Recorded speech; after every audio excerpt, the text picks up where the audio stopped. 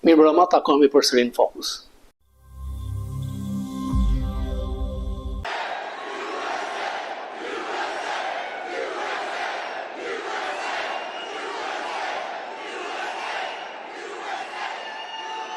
And you have to see all of the people that are outside, they can't get in because you've taken their place. That's not nice. That's not nice.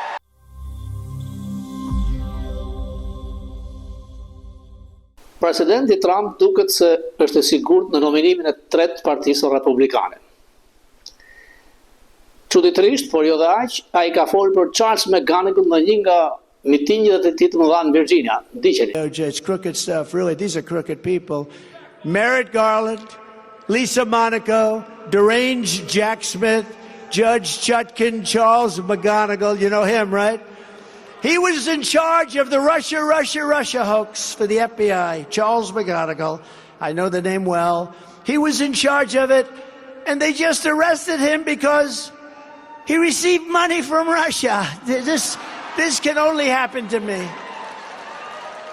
He's in charge of Russia. We're going to find it. We're going to get that Trump, that son of a bitch. We're going to get him. And they just got him for getting money from Russia. This is too much. E marta e epërme ose Super Tuesday, 16 shtete nga Trump fiton 15. Përballë tij është kukulla e konglomeratit institucional. Ky konglomerat kontrollon median e majt, ekstremiste, wokizmin, kolegjet, pjesë të saktura drejtësisë dhe luan si gjykatësi moral ndaj amerikanëve. Dhe demokracia nuk është reale. Në qoftë se do të kishim një demokraci reale, Trump fiton të thellë 70-30. Po të mos kishte ndodhur 6 janari edhe më thellë. Konglomerati institucional, çka kontrollon pjesë të FBI, CIA, shtetit brenda shtetit, kërkon të kontrollojë të vërtetën. Merr një gënjeshtër të madhe, siç ishte ndërhyrja ruse me presidentin Trump, dhe e kthen të besueshme. Dhe merr një të vërtet, siç është laptopi dhe korrupsioni i Hunter Biden dhe e gropos. Merr evendimente si tërheqja e trupshme në Afganistan, korrupsioni Hunter Biden dhe i fsheh, i fashit, siç është dhe konflikti Izrael-Hamas. Krijon probleme të stisura dhe e paraqet Trumpin si Hitler, si diktator, ikës nga NATO, mik i Putinit. Pra është një betejë e madhe në Amerikë, një betejë morale midis Trump, shkundës dhe kukullës të konglomeratit institucional Joe Biden. Janë fakte që edhe në median sociale ky institucion konglomeratësh e kontrollon, me përjashtim të Twitterit. Ka fakte të paevetueshme që tek Facebook kanë shkuar oficerët e FBI-t dhe kanë kërkuar të bllokohet historia e laptopit Hunter Bidenit, se gjoja është informacion rus. Ky konglomerat institucional kërkon ndihmë tek shteti brenda shtetit. Ishin 51 zyrtar të lartë të shërbimeve amerikane, ish drejtor të CIA-s, që firmosën një letë duke thënë, duke mbështetur gjoja për plasjen e fushatës Trump me Rusinë. Të njëjtën gjë bën për laptopin e Hunter Biden.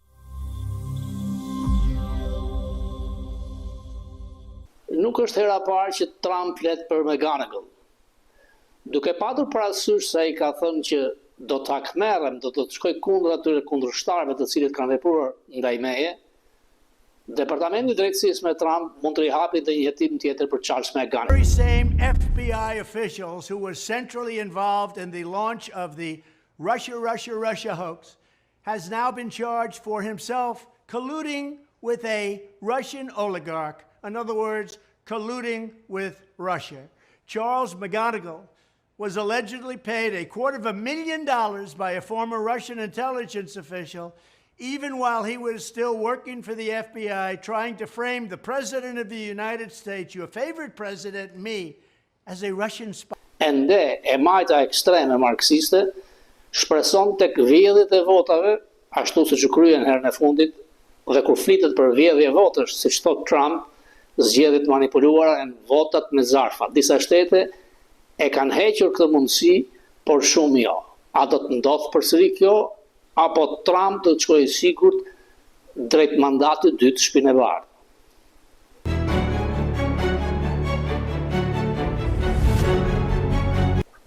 Javën e kaluar edhe është pjesë nga konferenca e shtypit me ambasadorin Jurikin, matë në televizje, edhe një herë. Your question, Robert Papa. Robert Papa, MCN Albania. A është e vërtet që pilot nga Ukraina do stërvitet në bazën e NATO-s në Kuçov në Shqipëri?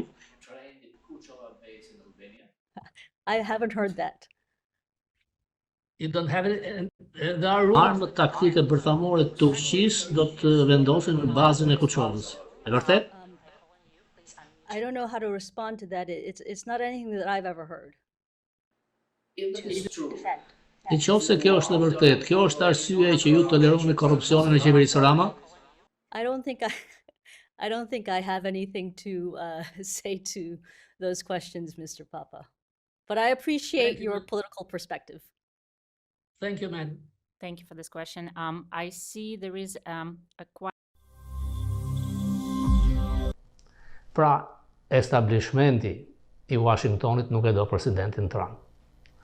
Partia Republikane me Trump nuk është partia Republikane që ka qenë me Reaganin apo me Bush. Kjo parti nuk ka elit nga kolegjet, profesor kolegjesh, dhe votuesit aktual të Trump vetëm 40% janë me diploma kolegji. Kanë qenë me 60% në kohën e Reaganit, ka rënë 52% me Bush. Votuesit e presidentit Trump janë amerikanët e ndershëm që punojnë, që dikur kanë qenë me demokrat dhe që kërkojnë të ndërtojnë me dinjitet jetën e tyre.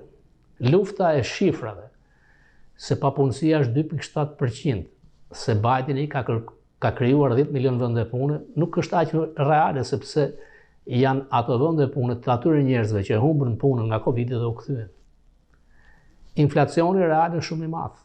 25% më shumë për ushqimet, rreth 35% për benzinë, për naftë, dhe rroga reale ka rënë 2%. A do të vendosë ekonomia? Është ekonomia, kufiri jugor dhe politika e jashtme. Por politika e jashtme nuk ndikon shumë në zgjedhjet amerikane. Me Biden është një Amerikë e dobët. Hello, Richmond. I'm thrilled to be back in the beautiful Virginia. We love Virginia. How much? We're going to make a big play for Virginia. You know that. And I think we can do it. We win Virginia. We win it 100%. Judge Chutkan, Charles McGonigal, you know him, right? He was in charge of the Russia hoax for the FBI. Charles McGonigal. I know the name well. He was in charge of it, and they just arrested him because he received money from Russia. This can only happen to me. Do ketë urrëtie të mëdha në këtë fushat. Ja që më ka thënë Bill O'Reilly për Fokus, por dhe ambasadori Bolton. Shkojnë gjetë tek republikanët. The corporate media in America hates Donald Trump, and that overrides everything. So there's not going to be any fairness. So the campaign strategy is to tell the American voter, if you vote for Trump again and he's reelected, he's going to be a fascist dictator. He's going to be Adolf Light. Okay, he's a Nazi. This is what their campaign's going to be. Because they can't run on issues because there's so many problems in America that Biden has not solved and even made worse. And Trump governed pretty well. If you just step back and see what he did, and you take out all the bombast and all of the showmanship, he ran a country pretty efficiently, Trump. Yeah. You didn't have a problem with Putin. You didn't have a problem with Hamas. You didn't have problems.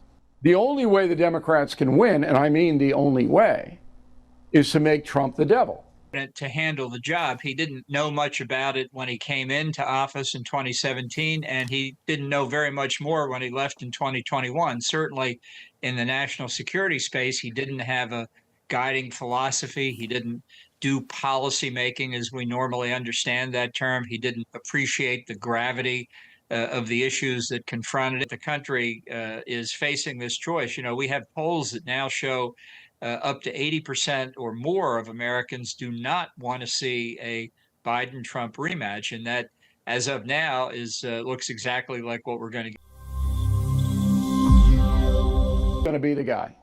And, you know, I could be wrong, but his polling numbers are just going down so fast. I don't see this Hunter Biden thing, the scandal about the Biden family amassing millions of dollars. That's not going away. He's getting deeper and deeper into the border situation, into Ukraine. The spending is record spending in this country. I just don't see it. But I could be wrong on it. But I won't be surprised if someday Biden goes, you know, for health reasons, I can't run. I'm going to throw it over to the Democratic Party and they'll pick somebody else. Possible for me to get a fair trial in D.C., but that's okay. Don't worry. I don't know what's going to happen. I really don't. But it's all going to work out. We're going to come out so good. I'm more popular than I ever was because of these people. More popular. True. Mbas një gjykate në Colorado dhe një tjetër në Chicago, emri presidenti Trump u urvat të hiqej nga fletët e votimit. Janë gjyqtarë të majtë, marksist dhe uokist që kërkojnë të lënë emër me të veprime antikushtetuese, por gjykata supreme 9-0 i ktheu pas këto vendime të gjykatave të shteteve, duke theksuar që populli amerikan do të vendosë, do të zgjidhet presidenti Trump apo jo. You know, we won twice. We won big in 2016, but we won much bigger with millions and millions more votes in 2020. It was a rigged election. It was a rigged election. The votes came in, then they added a lot of votes to it. You saw it. It was a rigged, totally rigged election. They know it too. The only thing they don't want people talking about that election. Even Fox. Gjykata Supreme ka diskutuar dhe ka marrë si çështje problemin e imunitetit presidentit Trump. A ka drejt të ketë imunitet presidenti kur ka qenë në detyrë? Në fakt, të dy krahët kanë shkuar në ekstrem. Avokatët e presidentit Trump thonë që presidenti kur është në detyrë ka drejt vras këdo dhe nuk dënohet, nuk është kështu. Nga ana tjetër, akuza thotë që presidenti nuk ka asnjë imunitet. Në fakt, në gjyqjet civile presidenti ka imunitet, nuk marr asnjë përgjegjësi civile. Por, sipas gjykatës së supreme, mund thuhet që në disa raste ka imunitet dhe varet nga veprimet e tij si president. Ky vendim i gjykatës supreme shikohet si favor ndaj konservatorëve dhe presidentit Trump, çka bën që të shtyhen gjithë gjyqjet dhe ka mundësi që ai mos ketë asnjë gjyq përpara se të zgjidhet president. Sepse një çështje kur merret gjykatën supreme kërkon 3 ose 4 muaj. Le të shikojmë çdo të ngjas. Hunter Biden said on his laptop that he was sitting with his father, all right, and shaking down some Chinese guy for millions of dollars. Well, were you sitting with your father when that happened? Or not? Hunter Biden e ka pranuar më në fund që Big Guy është presidenti Biden me miliona dollar të marrë nga Kina. Ka qenë 7 orë me oath në besim në Kongres dhe ka vërtetuar akuzat që janë bërë nga djathtë amerikane nga New York Post, edhe pse FBI ka arrestuar një informator i cili ka qenë rreth 85 herë në intervistat e Hannity, përsëri çështja qëndron. Familja Biden e korruptuar. Ç'do thoshte Bill O'Reilly rreth kësaj? Now, Hunter Biden would have to say, no, I didn't, I made it up, but let's have it. Let's have it. Okay? I mean, the whole thing is absurd. And then the Democrats at lunch break run out and say, I told you it's nothing. Like Hunter Biden you're basing your thing on? Bottom line on this is people believe what they want to believe. You all know that. There's not a Democrat that I know of in the entire Congress that wants to know if Joe Biden helped his son peddle influence. Not one. In our entire party. And on the Republican side, they've already convicted President Biden. They already say he's guilty. Now, I'm leaning toward that. I don't know if he got any money directly, but he certainly enabled his son to sell influence. Come on. There's overwhelming evidence of that. Remember, this is an impeachment inquiry. But we don't have any smoking gun that there was cash that was passed along to President Biden by Hunter or Jim Biden, his brother. Not there. But the people who hate Biden were already convicted of some of that. So my job is to sort through all this muck, M-U-C-K, and bring you what is reality. And I think we're doing a pretty good job.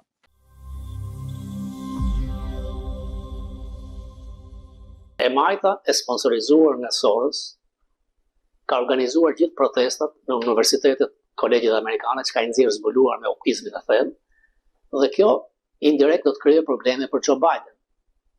Sepse parat, dollarët, miliona dollarë që vinë janë nga hebrejt amerikanë, mogulët e mëdhenj të Hollywoodit, dhe ajo elitë që nuk po e kupton se çfarë mendon realisht qytetari thjesht amerikan. Pse e mbështesin Trump? Trump e kontrollon Partinë Republikane, e ka marrë.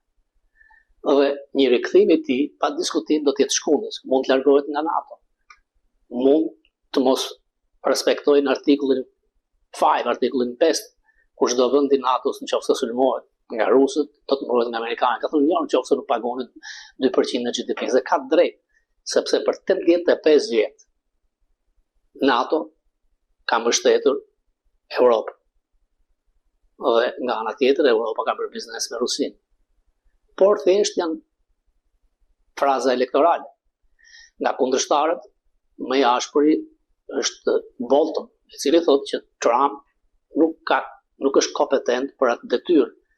Nuk ka asnjë filozofi leadershipi, nuk di se si luhet dhe ekzekutohet siguria kombëtare, dhe me këto gjoba të mëdha thotë Boltoni, ai do të jetë peng i fuqive të huaja.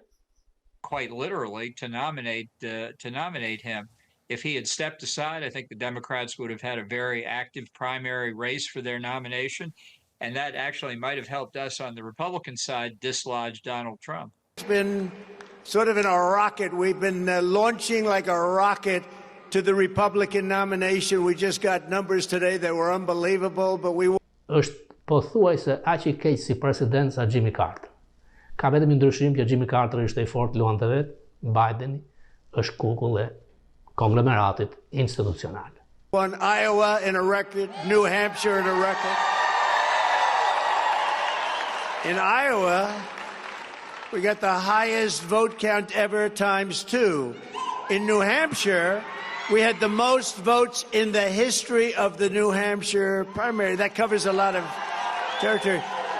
For both parties, by the way. Got a lot of people up there, like the Kennedy clan, etc.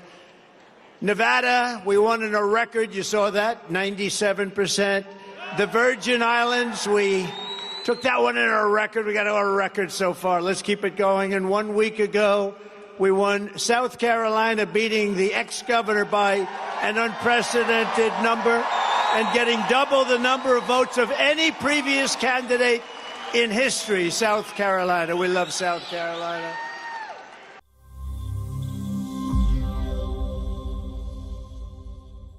Propaganda e qeverisë Rama kërkon ta shfaqë Ramën, edhe pse është autoritar dhe ka probleme të mëdha me trafiqet, i akuzuar nga amerikanët për me Ekuador, me shtypjen e demokracisë, si një lider global, por dhe ndërkombëtar.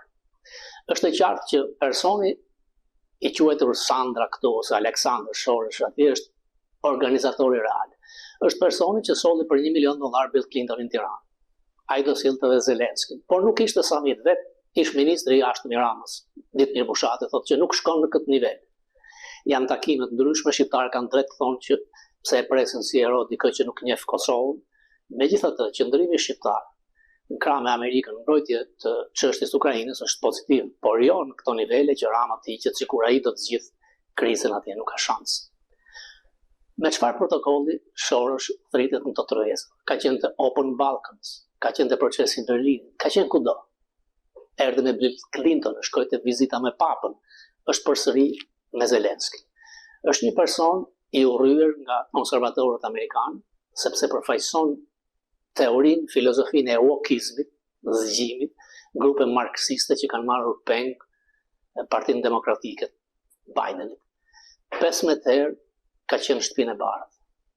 Ja ç'm ka thënë Bill O'Reilly për këtë kur e kam pyetur. Shtetit, Blinken që gënjen senat, djali i Soros që 15 herë shkon në shtëpinë e bardhë.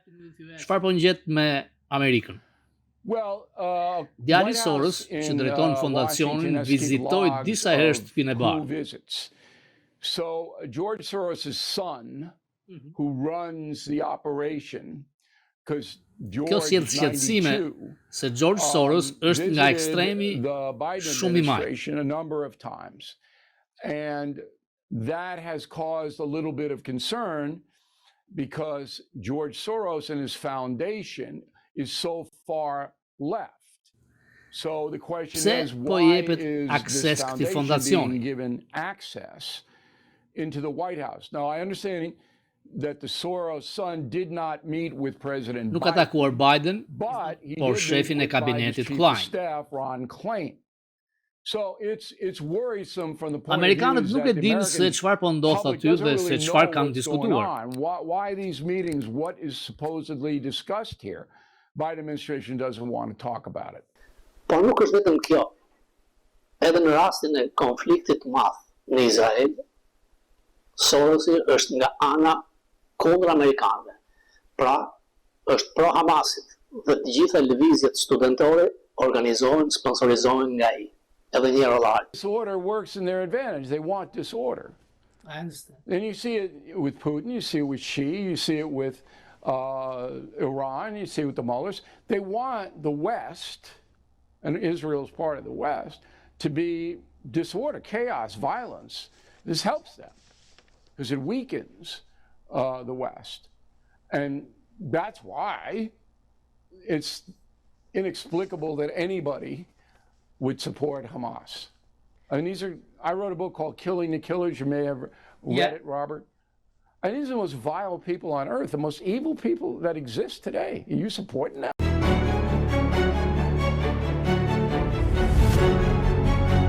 Tani, atë natë me goditje me armët të gjitha kalibrave, që akoma si se hapa si dete.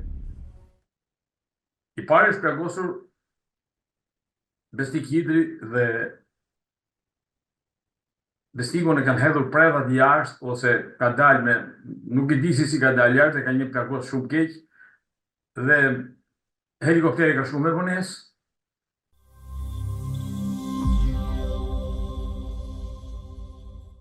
Skënder Mërtezani, doktor, është nga personat që ka halumtuar shumë për një figurë të madhe se Mithat Frashëri. Dhe nga dhënat e fundit, vdekja është enigmatike, nuk është hapur për publikun ekspertiza që është origjinë faqe vdekjes së tij, dhe ka gjasa që ditët e fundit para vdekjes është takuar me filmin.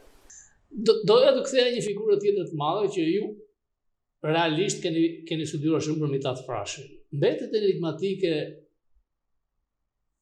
ajo vdekje në atë hotel New York, nuk është shumë kohë, pak kohë nga koha që erdhi në Amerikë.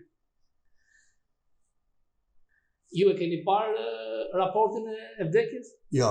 E kam parë raportin e vdekjes, po jo të autopsisë. Jo të autopsisë, kjo është. Autopsia është 70-80 faqe, edhe e ka bërë Amerika, po ngelen e fshet njësoj si puna e Kennedyve.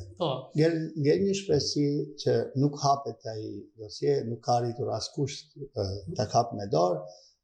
Unë e di se sipas Abbas Eminit, nëse e keni ndëgjuar, vdiq moshën 104 vjeçare në Chicago, në Kokondjes, nuk e di edhe a ka ndruar jetë, do ishte mirë që akoma të jeton, po unë direkt në bisedë me atë, ai më thotë se një javë përpara ka qenë te ai ka depërtuar në mënyrë sigurisht me emër të fshehtë edhe Rip Kilby. Po është pra është aku me Kilbyn, kjo thuhet.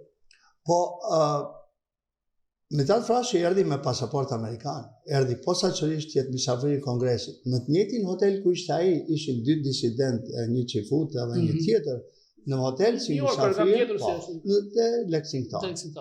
Edhe fati i madh që e gjetëm vendin, pastaj u bë komemorimi çdo vit për vitin 2013. Edhe më vjen shumë mirë që u riadësua. Derisa ishte në duart e qifutve, të Amerikanëve që ishin pjesë e luftës dytë botërore, që kishin humbur njerëz, përsëri e zgjodhën. Domethënë, janë definicione të ndryshme në Shqipëri. Më vjen keq që për shembull vazhdojnë të jenë. Kemi definimet që vjen nga bota e civilizuar perëndimore, ku nuk vritet shkenca, pa marrë parasysh cila, edhe kemi informata që vijnë nga Serbia dhe Rusia që krijojnë etiketa të ndryshme për njerëz adetar, pa asnjë faj, edhe si duket ky trend i definicioneve të Rusisë dhe Serbisë akoma vazhdon në Shqipëri. Vazhdon në Shqipëri.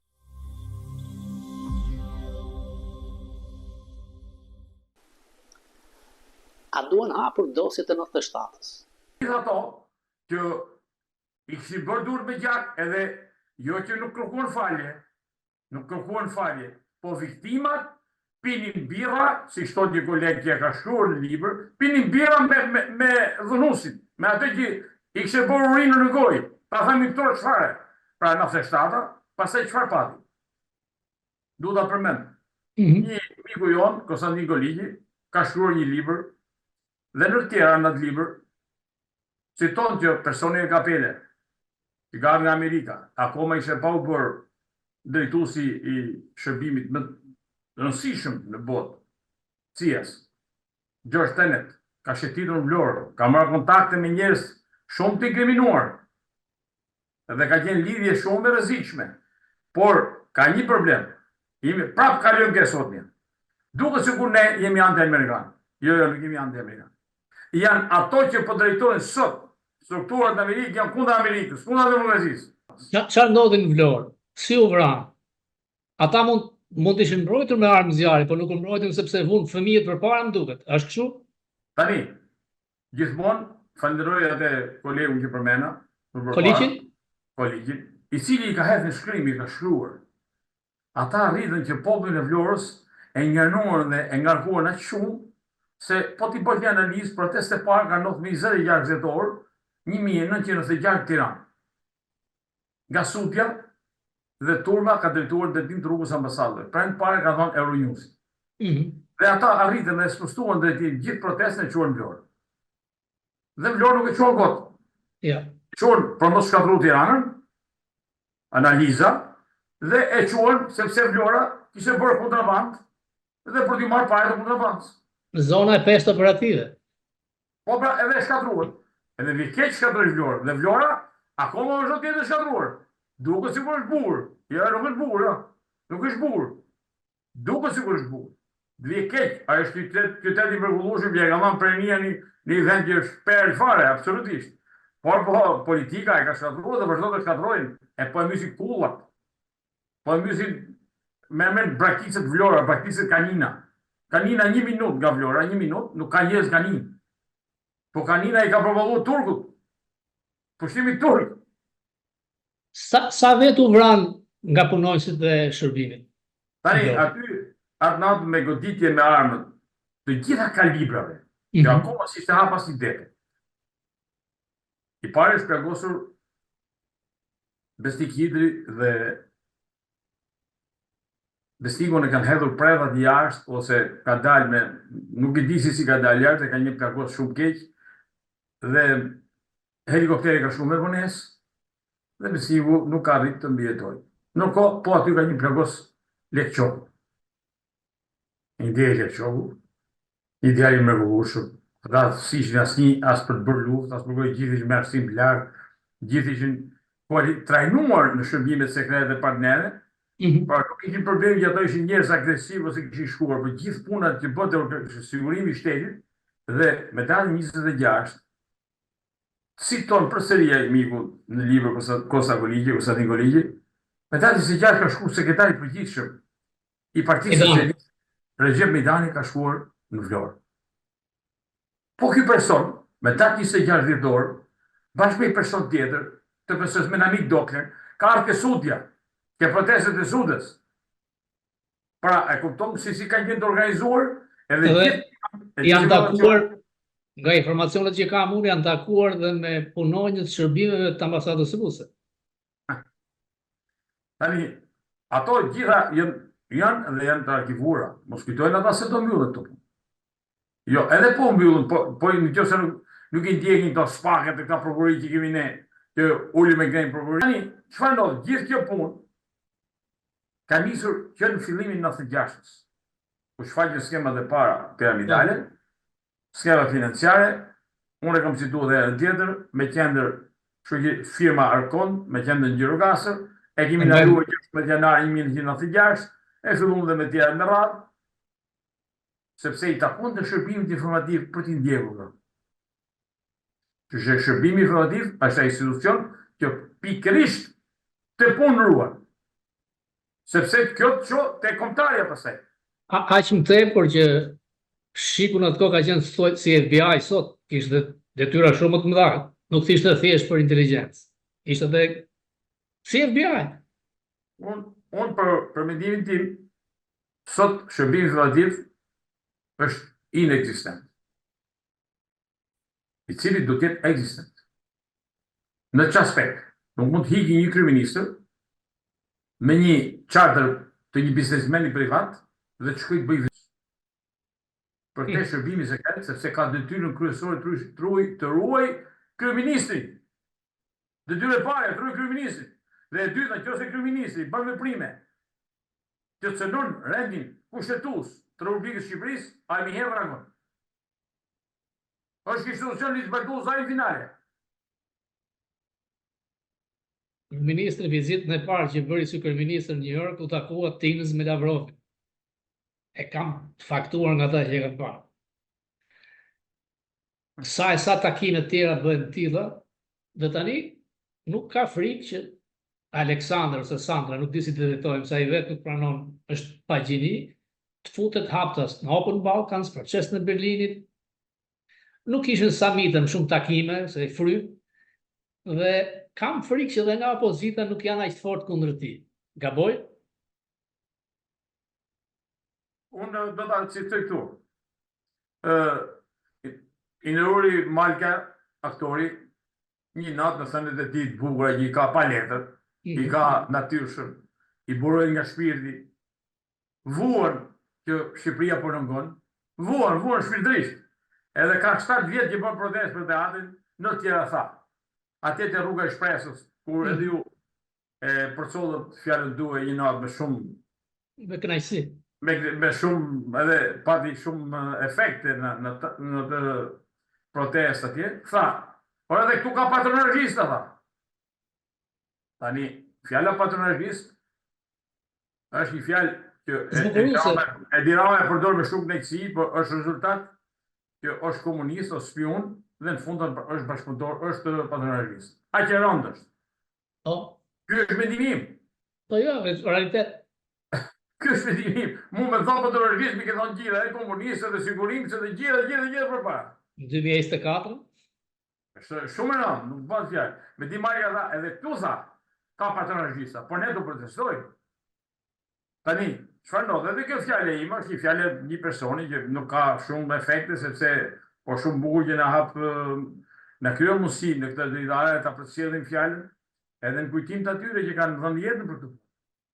Dhe kanë sakrifikuar dhe unë sinqerisht e ndjej kur vjej 28 shkurti, e ndjej shpirtërisht. Unë s'kam qenë në Vlorë, sepse kam qenë ingranuar në Tiranë, por nuk mund të fshihet 28 shkurti nga memoria.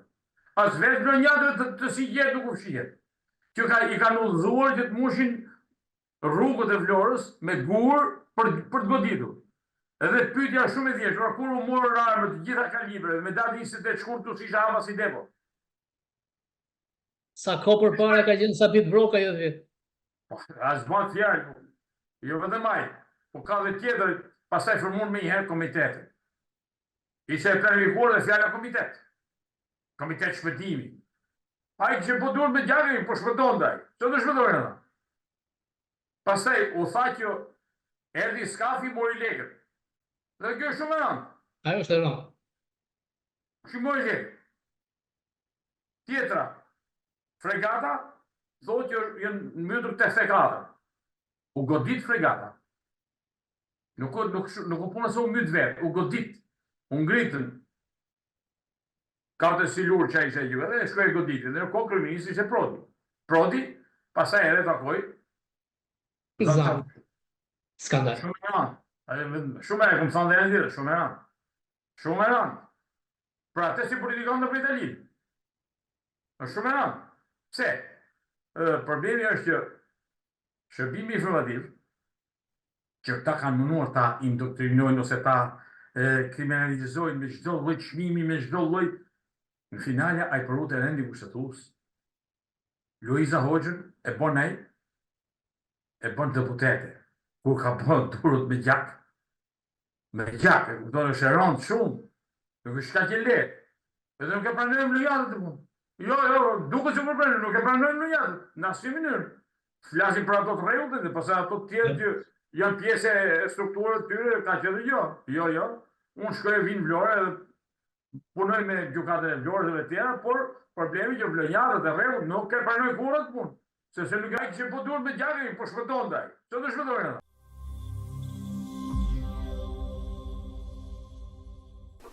Gjyqtarja e ka dhënë dhe 36 muaj dënim me kusht plus dënimet më bruk 28 muaj me Ganigal. Saga me Ganigal nuk mbaron. Kongresi, Senati do të ketë hetime ndaj tij. Do të rikthehem diçkaje kur akuzohet për lidhjen me KGB-n, kur ka mbrojtur pikërisht një të rekrutuar nga Putin në Gjermani, dhe kjo është bërë publike në Fokus përmes një zoom-i që kanë pasur me kreun e inteligjencës në Monaco. Me Ganigal do jetohet që nga viti 2005. A është ai një spion rus? Në shkurt vitit 2003, shefi i inteligjencës për princin e Monakos i paraqiti FBI-t hetimet për një kolonel amerikan dikur në agjencinë ushtarake të zbulimit.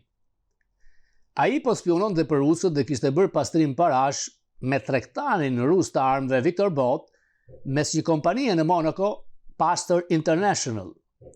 Ai thotë se unë e njeh Charlin nga vitet 2003-2005, kur ishte përgjegjës i kundër inteligjencës në zyrat qendrore të FBI-s në Washington DC. FBI-a bëri kontrollet e zakonshme dhe formalisht hapi një hetim që ju caktua me Ganigal. Mbas 2 vitesh dhe kur dilnin aktivitetet të shumta kriminale që unë i dëshmova, dhe u duk se agentët e FBI po bënin progres thelbësor, me Ganigal në mënyrë të pashpjegueshme mbylli hetimin e FBI-s. Ai më tha mua, edhe pse duke e qartë që çështja e spionazhi, ai do t'ia kalonte çështjen IRS, agjencisë të taksave, dhe ata do ta ndiqnin për parregullsi financiare. Zoti Robert Erringer thotë se kjo për mua nuk kishte asnjë kuptim atëre, por as edhe sot. Sepse edhe sikur agentët special të FBI-t në zyrat e Los Angeles ta kishin ngushtuar hetimin për pastrim parash, fillimisht duke i haptas spionazh, ende do të mbetej brenda FBI-t për hetim, si dhe tek prokurorët amerikanë për të vlerësuar meritat që të ngrinin akuzë.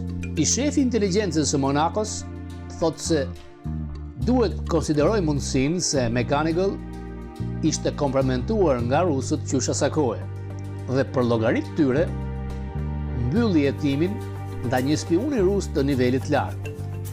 Erringer shpjegon se ne kishim arsye të besonim se objekti ynë ishte rekrutuar nga Vladimir Putin në Gjermani në kohën 1985-90, kur Putin, Mad Vlad, ishte shefi i stacionit të KGB-s në Dresden. Objekti i hetimit ishte ushtarak i lartë amerikan në bazën ajrore amerikane në Ramstein, Gjermania perëndimore 200 milje larg, ku operonte nën koloneli Putin, dhe detyra e tij ishte të rekrutonte personel ushtarak amerikan, të cilit kishin akses të inteligjenca super sekrete. Objekti ynë, koloneli amerikan, mbikëqyrte fluturimet e rikognicionit mbi Bashkimin Sovjetik, U-2 dhe SR-71. Me Ganigal kishte si hipotezë se objekti ynë njinte dikë nga bordi i këshilltarëve për kundërzbulimin për presidentin, nga koha kur ai vetë merrte pjesë në takimet e bordit. Dhe ai mund të darkonte dhe të pinte verë me atë individ, të merrte vesh çdo gjë që ishte biseduar në bord, duke ja raportuar rusëve, mbase vetë tek zoti Putin. Objekti ynë zhvilloi një lidhje personale miqësore me presidentin rus. Erringer mendon, vallë, a e transferoj me Ganigal hetimin ton të IRS apo e fsheu? Ai nuk bëri asnjë përpjekje të më prezantonte mua me cilin do që merrej me hetim të IRS-i Në atë kohë unë isha oficer kontakti me FBI-n. Asgjë nuk ndodhi. Hetimi u vra. Eringer thot se veç mas 4 akuzave për pastrim parash, McGonigal është akuzuar se ka marrë $225,000 nga një individ dikur i punësuar në një agjenci të huaj spionazhi, një lidhje kur ai ishte në FBI 2016-2018, pra ai ka punuar në të mirë të interesit të tij kur ishte punësuar nga qeveria amerikane. Ideja se çdo gjë nisi nga e dashura e tij është e rreth, është falso. Unë kam kontaktuar disa herë me të, nuk është e besueshme në dëshpinë për FBI, e gjitha ka nisur me një pagesë $500 te kompania e Nezës e ardhur nga Qipro për McGonigal. Edhe pse gjyqtarja thot që $225,000 janë lon, në fakt është kesh, bën lidhjen direkte, sepse menjëherë pasi Rama i ka dhënë puset e naftës, ka qenë pagesa, dhe kjo bën që Rama përsëritjet në tim në qoftë se do të ketë informacione të reja. Dhe kjo nuk është vetëm për McGonigal, por edhe për muzikë. My experience is that when somebody is in the pre-sentencing Përvoja ime, mode of a criminal plea, kur dikush është në pritje të dënimit, në çastin para dënues ligjor, kjo do të ishte koha më e mirë për të shtuar bashkëpunimin dhe për të marrë informacion nga ai.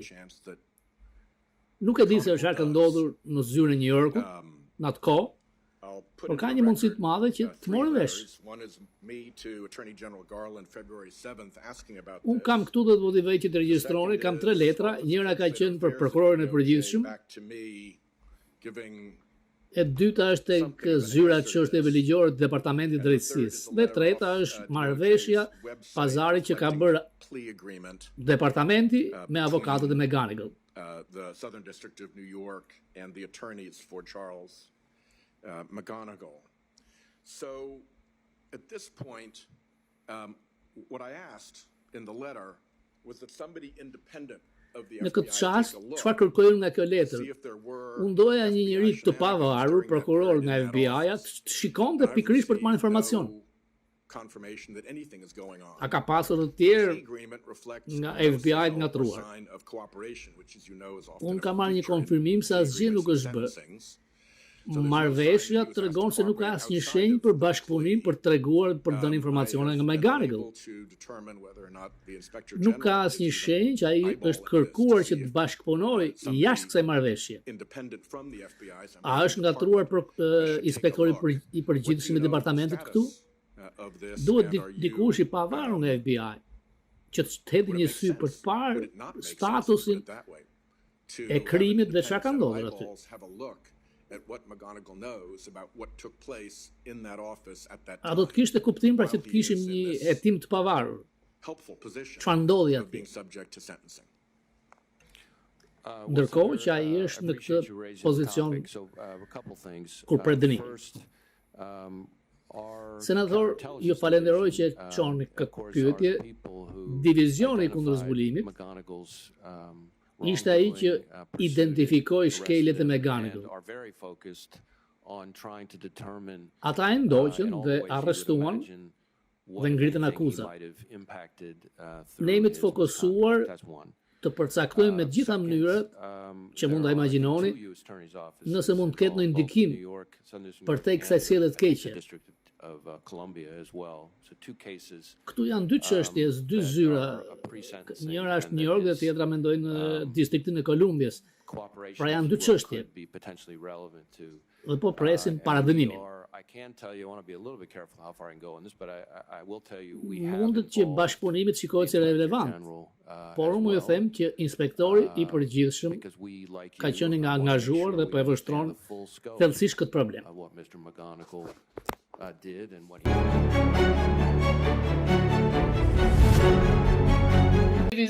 I kësaj vizite çfarë është? Dihet që diaspora s'ka drejt votoj. Qëllimi është që të ndërveprojmë dhe të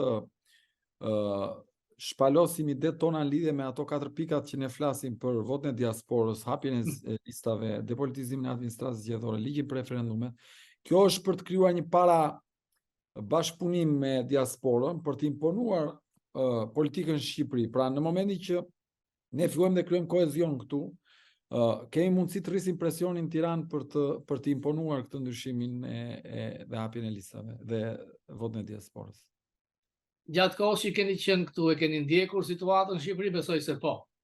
Ne shkëm mbaru në media, thonë që pse Lapa nuk po flet për 15 mandata arrestet e bashkisë për incineratorët. Mund t'japësh një prononcim për këtë? Kam folur për këtë dhe madje unë kam bërë një status për këtë. Qëndrimi im është i thjeshtë, çdo njeri i cili shkel ligjin duhet vej para drejtësisë, qoftë ky me emrin Erion, Robert, Adriatik, në rastin konkret, rezulton që është lajm i mirë që për inceneratorin e Tiranës janë hedh hapa konkrete, se në fillim nuk që vepruar, për hir të së vërtetës. Ishin marrë vetëm me inceneratorin e Fierit edhe të Elbasanit, nga sa kujtoj. Fakti që po merren me inceneratorin e Tiranës dhe ka urdhra arreste, do të thotë që dhe inceneratori i Tiranës është bërë në shkelje të ligjit dhe do të thotë që ka aferë korruptive edhe aty. Unë mendoj bëhen pagesa pa pasur fare incenerator.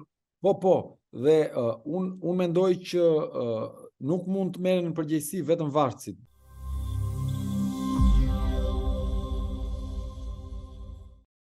And recommendations for policymakers. I have been a beneficiary myself over many decades, and thanks to everybody who is joining us. Ne të gjithë kujtojmë se ku ishim 2 vjet më parë.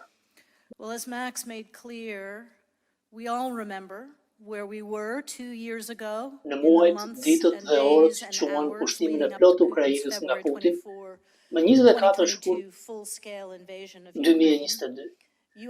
Inteligjenca amerikane dhe në të vërtetë raportet e vetë CSIS kishin paralajmëruar për muaj të tërë për planin masiv të luftës Putinit dhe numrin e tmerrshëm që mund ta presë Ukrainën. Javë pas jave, në dimrin 21-22, ne pamë ushtrinë ruse të merrte pozicione në 3 anët e Ukrainës. Amerika, siç do ta mbani mend, ofroi negociata për të shmangur pushtimin e planifikuar të Rusisë, por ato negociata dështuan shpejt sepse Putin e kishte vendosur tashmë. Megjithatë, në atë kohë shumë njerëz ende shpresonin se lëvizjet e trupave ishin thjesht një taktik presioni, madje disa ukrainës e besonin këtë. Por shumë kishin frikë se nëse Putin urdhëronte trupat e tij, ushtria masive e Rusisë mund të rrotulliste gjithçka për një javë në Kiev, t'i priste kokën qeverisë demokratike të Ukrainës dhe t'i instaloj kukullat të Moskës. Kjo nuk ndodhi. Në vend të kësaj, Putini mori ligjin e 3 Newtonit, një reagim i barabartë dhe i kundërt ndaj gjithçkaje që ai shpresonte të fitonte. Në vend që t'ikte, Zelenski u dhoqi. Në vend të kapitulimit, Ukraina si të ftuan. Në vend të thyrjes, Perëndimi u bashkua. Dhe në vend të kurrjes NATO rrit. SBA lodhi botën në vojtë të Ukrainës në dorë, ditë të javë të hershme, dhe në mbajtën në atë koalicion global për më shumë se 50 kombet bashkuara për 2 vjet, duke qëndruar fuqishëm me Ukrainën. SBA ka dhënë $75 miliardë për sigurinë ekonomike dhe humanitare. Europa dhe partnerët tanë global kanë afruar më shumë se $107 miliardë, përveç pritjes së 4.5 milion refugjatë të Ukrainës në vendet anëmban Europës. BE sapo premtoi $54 miliardë tjera për Ukrainën. Sot NATO është më e fortë, më e madhe dhe me burime më të mira. Finlanda është bashkuar aleancës mbrojtëse dhe ne do të mirëpresim Suedin shumë shpejt.